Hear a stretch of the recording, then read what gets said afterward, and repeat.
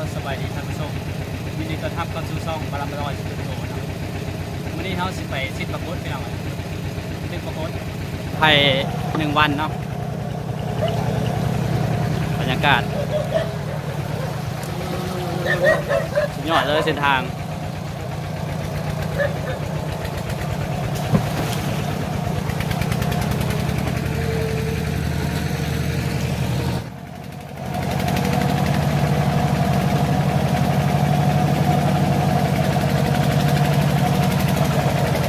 เส้นทางยากเลยพี่น้องเลยไปผจญภัย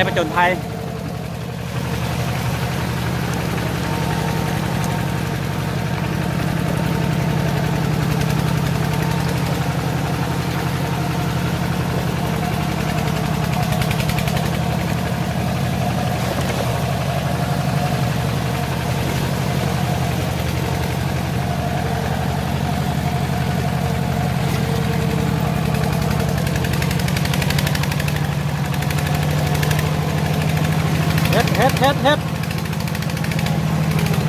โอ้สุดยอดเลยเส้นทาง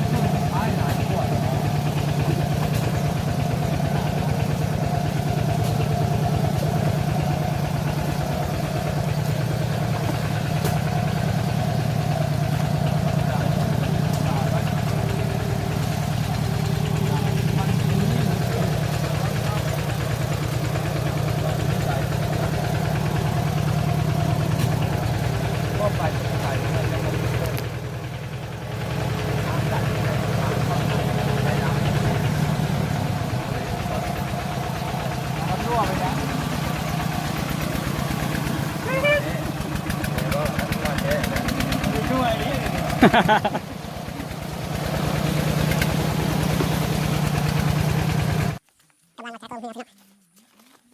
ต้องหาใช้กล้องมันก็ใส่หัวต่อตอนนี้เนาะดูนะ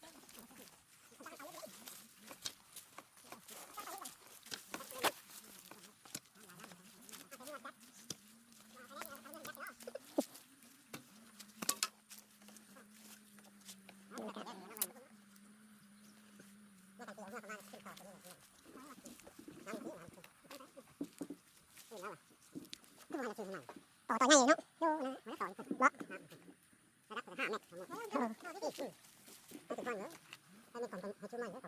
โอ้ยขอบคุณว่านี่เป็นนะให้ช่วยมันก็ได้ดอกนะเป็นได้เป็นเล่นมาเบ็ดมือตกมือกันเสียบรรยากาศ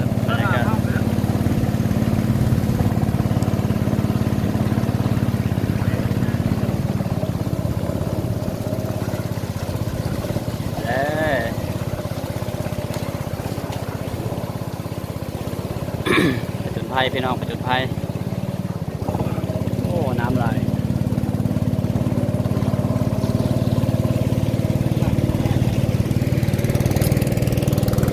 โอ้มากับทับซอสมาเนี่ยทับซอสสายหมานเด้อตัว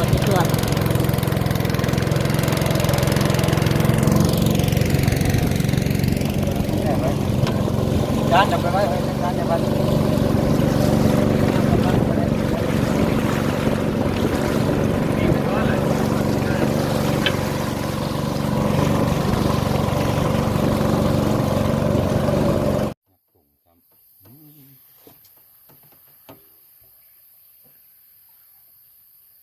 เดียวไปได้ถึงใหญ่ก็ถึงได้ทำตึงถึงนิดนะไม่ถนัดแต่การอ่อนมันดึงเลย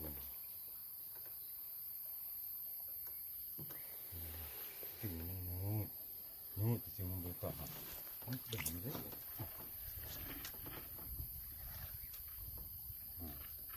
ติดอีกเลยความมันบุกปนไม้ปล่อยสายอีกปล่อยสายลงหลาย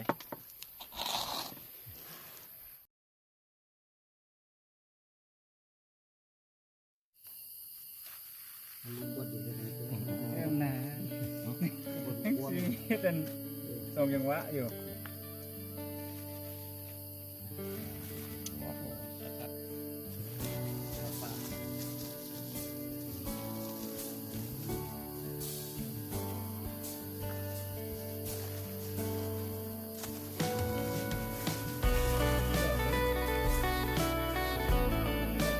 ต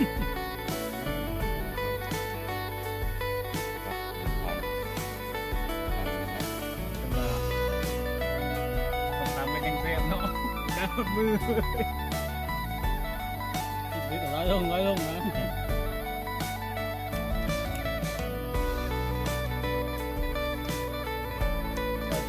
ไปคนเดียวมันหมุนงุ้มมันครบเลย เกี่ยวยังงูฮะ มันไม่ถึงเรื่องหางเหลือง